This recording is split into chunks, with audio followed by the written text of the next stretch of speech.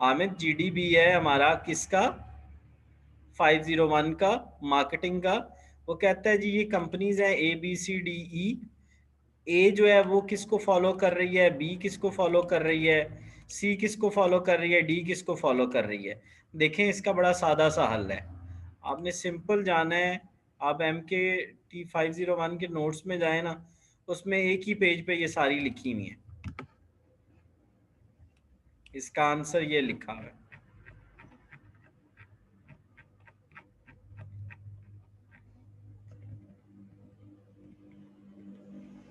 ये आमिर,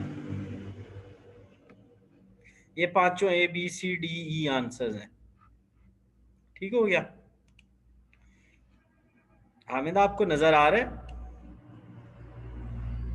बिल्कुल आ रहा है, बिल्कुल आ रहा है। ये क्या कह रहा है, company emphasise on the well being of the customers.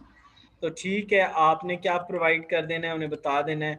Well being का कौन सा कॉन्सेप्ट है, ई, सोसाइटल कॉन्सेप्ट। ठीक है, अच्छा जी।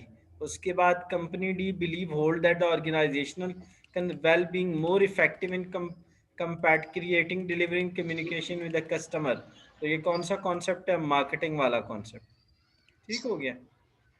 अच्छा, जो ये होता है प्रोडक्शन कॉन्सेप्ट, ठीक है, ये क्या करता है, consumer will prefer the product that is widely available in expensive.